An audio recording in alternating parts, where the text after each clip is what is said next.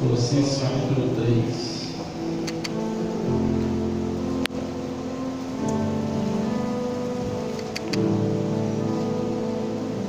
Eu vou ler numa versão diferente, mas você pode acompanhar no telão também, fique à vontade ou na sua Bíblia. Eu vou ler do 1 até o 10. Colossenses capítulo 3, versículo 1. Portanto, visto que fostes ressuscitados com Cristo, buscai o conhecimento do alto, onde Cristo está sentado à direita de Deus. Amém. Pensai nos objetivos do alto e não nas coisas terrenas, pois morrestes e a vossa vida está escondida com Cristo em Deus. Quando Cristo, que é a vossa vida, for manifestado, também vos manifestareis com Ele em glória. Sendo assim, fazei morrer tudo que pertence à natureza terrena: imoralidade sexual, impureza, paixão, vontades más e ganância, que também é idolatria. É por causa dessas práticas malignas que vem a ira de Deus sobre os que vivem na desobediência.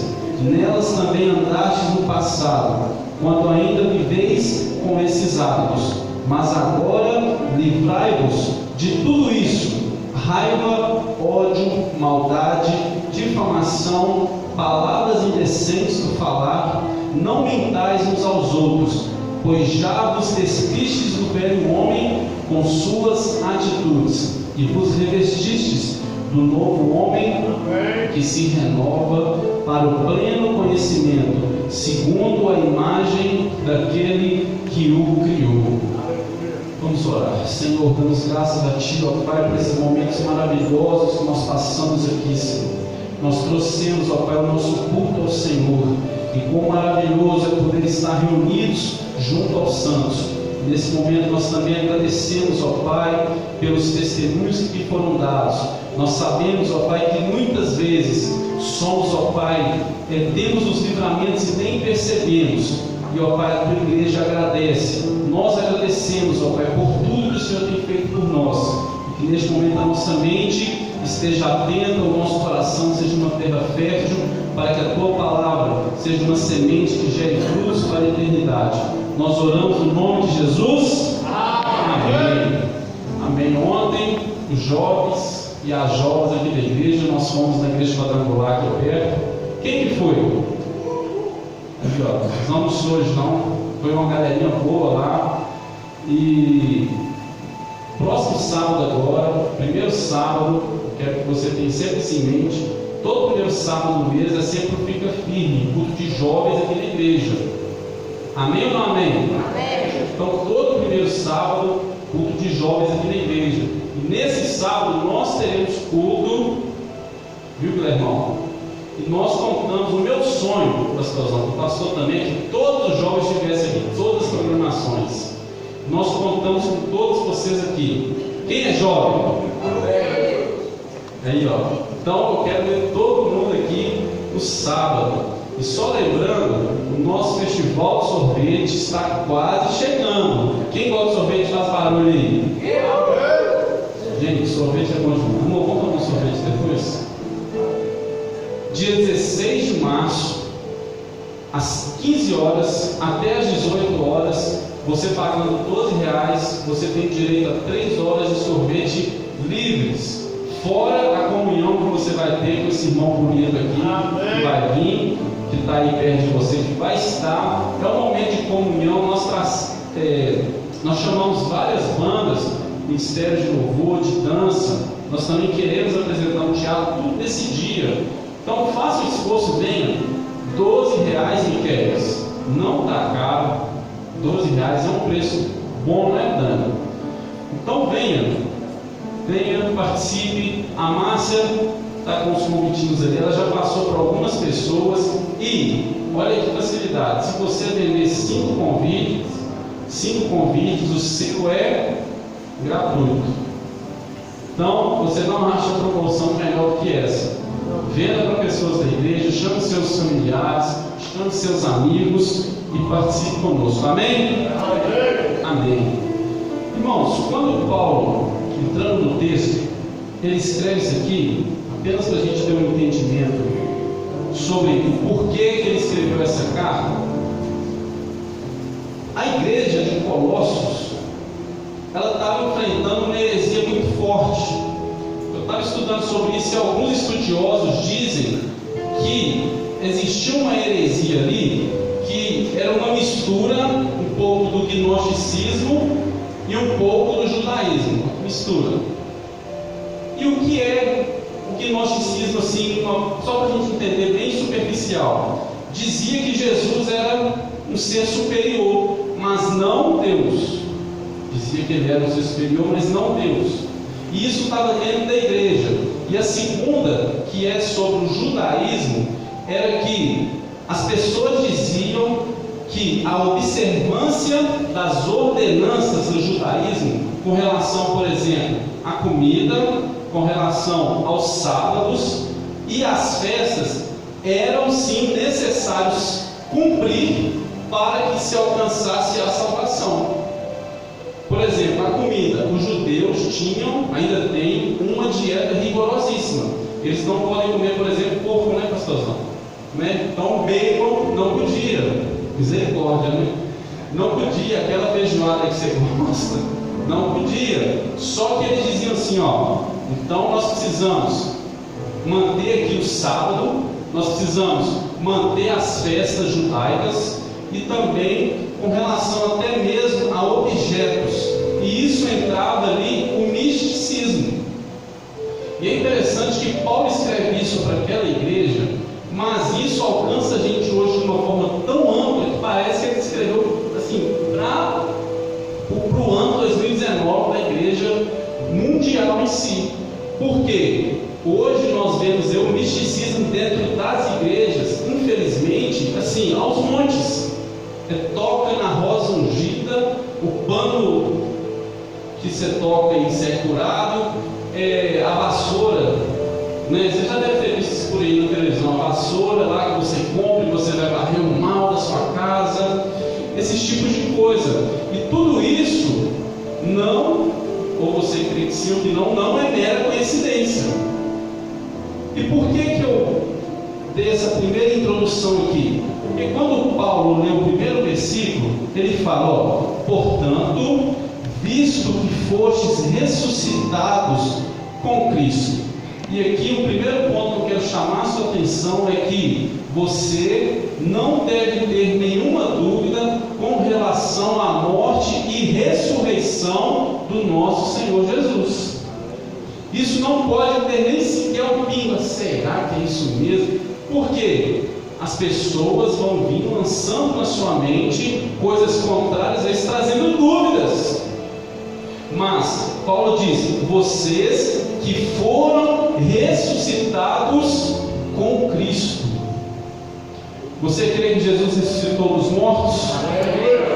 Irmãos, a manjedoura está vazia, a cruz está vazia, o túmulo está vazio, mas o trono está ocupado. Você pode dizer glória a Deus? O túmulo vazio é um testemunho claro de que o sacrifício feito por Jesus foi aceito por Deus. O túmulo vazio demonstra claramente que o sacrifício de Cristo foi aceito por Deus. Amém. O Senhor guarde isso na sua mente sempre. Jesus ressuscitou para que nós tenhamos vida, para que nós tenhamos vidas. Mas o que eu quero falar mesmo é, primeiro, uma pergunta: em que você está pensando? Ou o que mais você tem pensado ultimamente? O que mais você tem pensado no ano de 2019, que se iniciou e já fevereiro já está quase indo embora de novo? Por quê? E isso faz toda a diferença. Repita comigo, isso faz toda a diferença. Faz toda a diferença, eu vou te mostrar. Coisas simples que às vezes nós não atentamos, mas que fazem muita diferença. Eu já falei sobre isso algumas vezes aqui de forma bem rápida, mas hoje eu quero falar com mais profundidade. Tem um autor, ele escreve vários livros, ele chama T. Harv Eker. ele ensina sobre uma coisa muito forte, que é o processo de manifestação. O que é o processo de manifestação?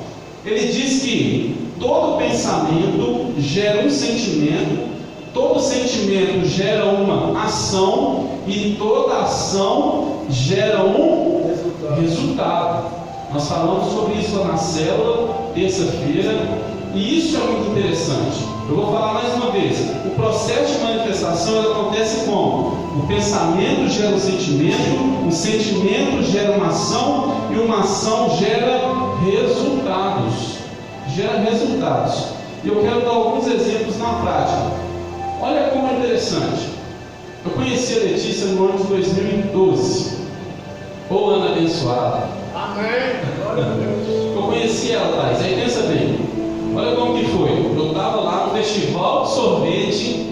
Foi um festival de sorvete. Conversamos. Vai vir muita irmã solteira. Festival de sorvete faz milagre. Aí, olha o que aconteceu. Eu vi ela, me viu, e assim, não tinha como ela não apaixonar.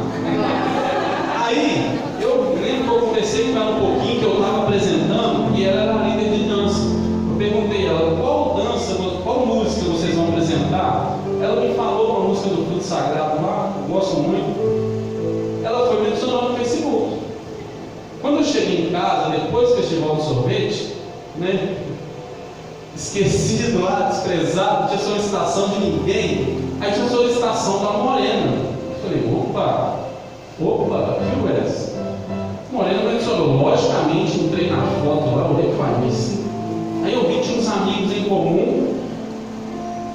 O que aconteceu? Naquele dia, a gente começou lá no Messenger, estamos conversando até tarde. A partir dali eu comecei a pensar nela e ela a pensar em mim. Aleluia. Não começou assim, amor à primeira vista, vamos casar, vamos ter 2 filhos, vamos... Não, começou no pensamento ali, não é assim? Todo mundo, não foi dele? Quando você viu o pastorzão me ordenou lá, começou por um pensamento. Peraí, será que eu posso dar uma chance para essa menina? Começa no pensamento. Depois do pensamento vai vir o quê? O sentimento. Aí depois já começa assim, eu acho que eu estou gostando, eu sinto falta, eu estou sentindo falta de conversar. Depois, quando vem o sentimento, aí eu vou chegar perto dela, como eu fiz, ajoelhei lá, quer casar comigo? Eu tinha só um Xbox e um computador, como eu falei, vamos casar pela fé. Doidona aceitou e casamos. Em um ano nós casamos, mas tudo começou em um sentimento, num pensamento que gerou sentimento, que gerou ação, que gerou o resultado, que é nós estarmos hoje casados, graças a Deus, felizes. Entendeu? Os degraus, tá? Os degraus, tudo começa devagar. Outro exemplo, eu chego perto de uma pessoa, a pessoa me ajuda. Eu falo assim, gente, a pessoa me ajudou.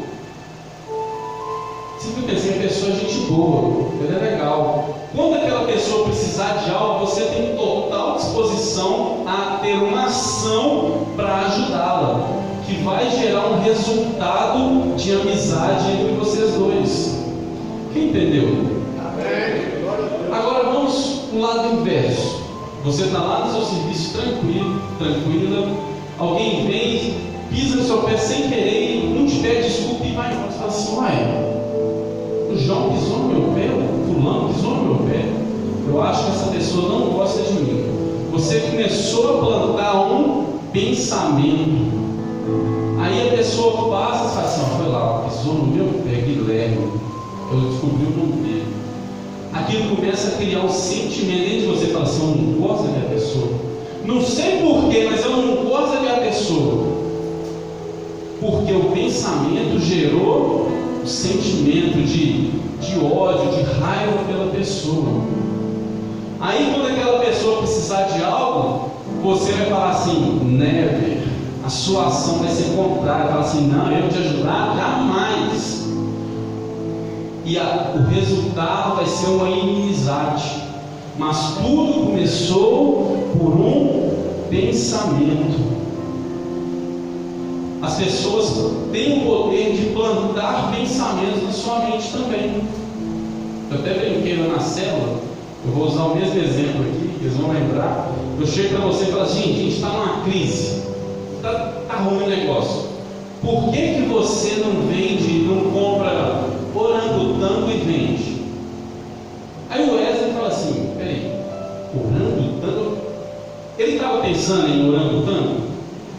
Sim ou não? Não, mas eu plantei na mente dele. Vai sair daqui e falar assim: gente, eu nunca vi loja de orangotango, eu vou fazer aqui um negócio totalmente original. Eu vou criar uma loja vendendo, porque alguém plantou na sua mente aquele pensamento que gera um sentimento que vai fazer o Wesley lá investir todo o dinheiro dele em uma loja em compra de macacos, e o resultado vai ser que vai falir a loja em uma semana. Uma semana muito rápido. Então, o que Paulo nos ensina aqui no versículo 2? Ele diz: pensai nos objetivos do alto e não nas coisas terrenas. Na outra versão ali diz: mantenham o pensamento nas coisas do alto. Aleluia. Ele diz: mantenham, porque tem que ser uma constante, tem que ser sempre, e não pense de vez em quando. E eu pergunto mais uma vez: em que você tem pensado durante os dias, durante o ano, durante o tempo que você tem? Porque isso faz toda a diferença. E o que a Bíblia fala sobre isso? Eu comecei a olhar vários versículos que homens de Deus diziam sobre o pensamento, ou seja, o poder do pensamento e o quanto ele influencia hoje. E o meu propósito é que você saia daqui falando assim: gente, eu tenho que pensar coisas melhores, eu não posso pensar essas coisas mais, porque eu sei que pensando coisas que são do alto, a minha vida não será a mesma, os meus sentimentos serão diferentes, as minhas ações serão diferentes, e os meus resultados serão diferentes. E o primeiro versículo está em Isaías, capítulo 55, vamos ler os 6 e os 7. Eu vou ler aqui na minha versão. Diz assim: busque ao Senhor enquanto se pode achar, enquanto está perto. Olha o que o profeta Isaías diz: abandone o ímpio o seu mau caminho, e o homem mau abandone os seus pensamentos. Abandone os seus pensamentos. Ali diz, e o homem mau os seus pensamentos. Ele diz: o homem mau abandone os seus pensamentos, porque abandonando os seus pensamentos, automaticamente você abandona os sentimentos e abandona as ações, e abandona aqueles resultados tão ruins que você tem colhido. O segundo versículo, rapidamente, Salmos capítulo 10, versículo 4. Olha o que o salmista diz. Olha o quão sério é isso, irmãos. Aprofunde junto comigo aqui. O ímpio é soberbo e não quer saber deste assunto. Qual assunto? Deus não existe. É tudo o que de fato ele pensa. Olha, o ímpio é soberbo e não quer saber deste assunto. Deus não existe. O ímpio dizendo: Deus não existe. Deus não existe. Isso é tudo que ele pensa.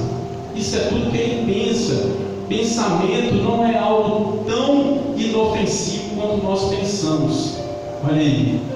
Quando alguém vira para você e fala assim, principalmente os maridos aqui, você está em casa tranquilo, a esposa vira para você e fala assim: ô Wesley, eu estava aqui pensando, na hora vem um gelo assim, você fala assim: gente, o que essa mulher está pensando? Porque o pensamento é algo importante. Olha agora no Gênesis capítulo 6, no versículo 5.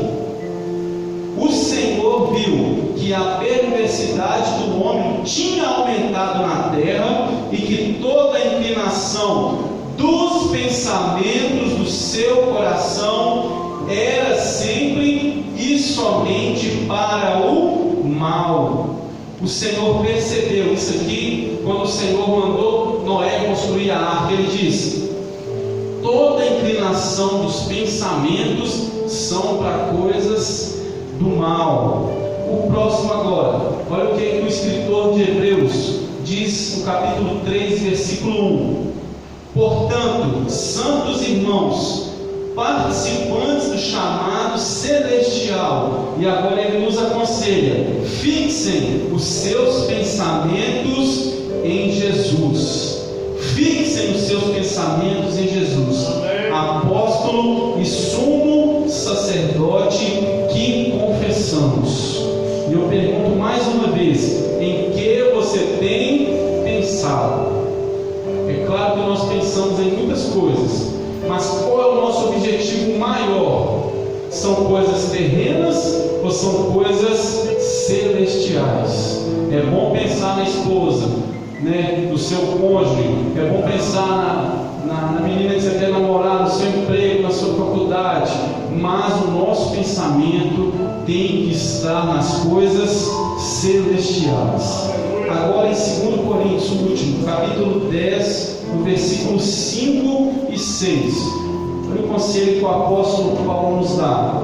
Ele diz: destruímos vãs filosofias e a arrogância que tentam levar as pessoas para longe do conhecimento de Deus, e dominamos, Paulo dizendo, e dominamos todo o pensamento carnal para torná-lo obediente a Cristo.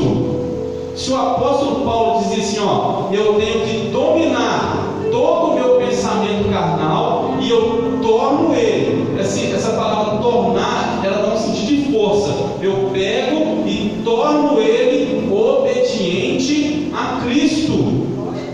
Sabe por quê? Às vezes em cada pensamento na nossa mente são setas de Satanás e a gente nem percebe. Uma vez eu estava conversando com um jovem, eu estava muito feliz que ele estava na igreja, pastorzão, uma joia rara, firme na igreja, eu conversando com ele, aí estava nós dois descendo uma rua, aí ele viu um outro rapaz lá, falou assim, está me devendo dinheiro, se eu não estivesse na igreja eu ia separar ele. Na hora eu falei assim, meu irmão, vamos deixar esse negócio de parte sem roubar pra lá, não, tchau, embora, foi embora. A pessoa estava na igreja, mas ela estava com pensamento em coisas más, e isso não é exclusividade de uma única pessoa. Talvez nós não temos ainda características de Cristo, porque estamos na igreja, mas o nosso pensamento está lá fora, está longe, mas porque durante o dia, durante a semana, o nosso pensamento é em coisas terrenas. É só no trabalho, é só nisso, naquilo, outro, e não pensamos nas coisas do alto.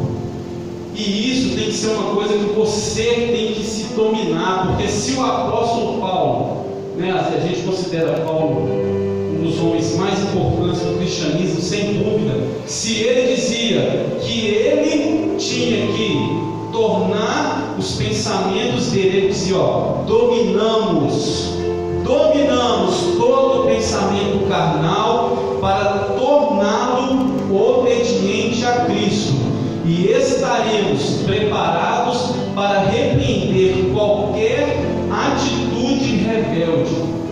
Olha o que Paulo está dizendo: estaremos preparados para repreender minha ação. Se eu corto o meu pensamento, eu não chego na ação, entendeu? Ninguém sai de casa, está bem com a esposa, está tranquilo e vai cometer adultério. Isso acontece pensamentos, vai maquinando, vai crescendo dentro do coração e vai deixando aquilo criar um sentimento. Quando a pessoa menos esperar, aconteceu. Então, esse é o conselho que eu dou para você, meu irmão, e para mim principalmente. Dominamos todo esse pensamento mal. Em Efésios 6, quando diz que tomemos sobre nós a armadura do Senhor, fala sobre o capacete da salvação. Meu pai até comentou isso na célula. O capacete da salvação é algo para proteger a nossa mente. porque um dia pode acontecer de você estar aqui, o pastor, ou eu, ou qualquer irmão, está querendo fazer outra coisa rápida. Às vezes eu estou aqui, eu vejo o irmão indo embora, eu passo rápido no corredor para cumprimentá-lo. Aí você está tranquilo, aí Satanás fala assim: ó, nem te cumprimentou, hein? Olha que metido. Aí você fala assim: é mesmo, você vê, nem me cumprimentou. Mas quando você tem o capacete da salvação, você diz: ah não, ele me cumprimentou, o que ele estava fazendo, mas eu vou lá, eu cumprimento ele. Eu entendo que eu não preciso me fazer de vítima, porque o que o diabo quer é dominar o seu pensamento. É você dizer: será que essa igreja é séria mesmo? Será que o pastor, será que a Letícia não? São pensamentos, irmãos. Por isso dominamos qualquer pensamento carnal.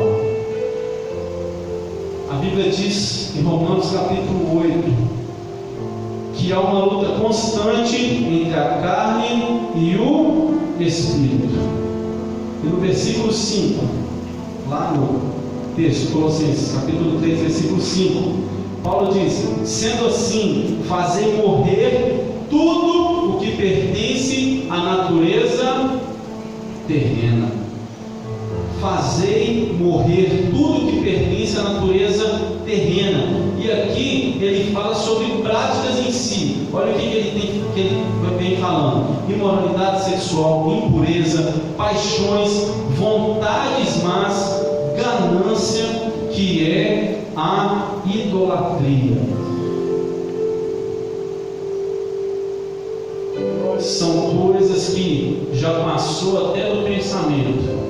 A pessoa já está totalmente envolvida naquilo. O Senhor hoje, Ele não vem com nenhuma acusação sobre nós. O Senhor, Ele sempre quer que nós estejamos restaurados. Não tem ninguém melhor do que ninguém. A palavra do Senhor, a graça dele está sobre todos. E quando Ele diz isso, é para que nós melhoremos como cristãos, para que nós deixamos o velho homem para trás, para que nós nos revestimos do novo homem. Eu vou falar um pouquinho sobre isso rapidão. No versículo 6, é por causa dessas práticas, Paulo continua, concluindo aqui o versículo 5, é por causa dessas práticas malignas que vem a ira de Deus sobre os que vivem na desobediência. Então, o que começou apenas um pensamento se tornou uma prática, e o resultado é a ira de Deus sobre a pessoa. Viu aqui como que é sério? Começou apenas um simples pensamento. Eu preguei ontem na igreja, falei sobre estar na forma do mundo. Eu vejo que os meus amigos mundanos estão de um jeito, eu penso: por que não ser como eles? Eu quero ser como eles. E eu pratico as coisas que eles praticam, e consequentemente o resultado é a ira de Deus. Nós não queremos viver debaixo da ira de Deus. Eu não aconselho que nenhum ser vivo, ou até mesmo espiritual, viva debaixo da ira de Deus, porque Deus está sempre querendo que nós estejamos vivendo em obediência. Comece a pensar: eu preciso viver mais, eu preciso ser mais obediente à palavra. É um pensamento frutífero, porque vai criar dentro de você um sentimento de temor. E quando você tem um sentimento de temor, você fala assim: gente, eu não vou praticar isso, porque o resultado vai ser terrível. Deixemos tudo isso, porque a ira de Deus sobre as pessoas que vivem na desobediência está. Paulo continua: nelas também andastes. Ele está falando sobre essas práticas. Vocês viviam isso no passado, quando ainda viveis com esses hábitos. Aí ele fala: mas agora livrai-vos de tudo isso. Aí aqui ele vem falando sobre alguns sentimentos. Ele fala: raiva, ódio, maldade, difamação, palavras indecentes do falar. Versículo 9: não mintais uns aos outros, pois já vos despistes do velho homem com as suas, ali dá práticas, com as suas atitudes, com as suas práticas. Eu não mais faço isso, e ainda mais, eu tenho vergonha quando me lembram das coisas que eu praticava lá atrás. Porque hoje você e eu somos uma nova criatura, irmãos. Esses sentimentos não mais têm que estar dentro de você, esses pensamentos não mais têm que viver na sua mente. Faça como o apóstolo Paulo disse: não, eu domino meu pensamento para torná-lo obediente à palavra de Deus. Para torná-lo obediente à palavra de Deus. Nós não mais vivemos esses hábitos, irmãos. O Senhor quer de nós mais aproximação a Ele através da obediência. Quando Ele diz: nós não mais vivemos no velho homem, nós nos despimos. O exemplo mais claro que tem, pastor Zé, você tirar a roupa suja, encardida, mal cheirosa, você tira ela e veste uma nova vestimenta santa, pura, imaculada. Tudo começa devagar. Você está firme aqui na igreja, mas através de um simples pensamento, o diabo vai alcançar você. Domine os seus pensamentos. Repita comigo: eu preciso dominar os meus pensamentos e torná-los obedientes a Deus. Obedientes a Deus, meu irmão. E o meu propósito é que você nunca mais deixe esse tipo de pensamento dominar a sua mente. E que aquilo que eu não falei, o Espírito Santo fale no seu coração, para que os resultados mudem.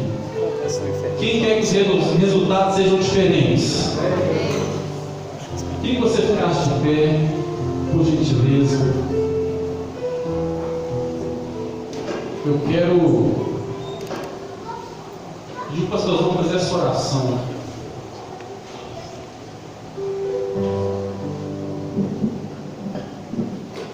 Pode colocar.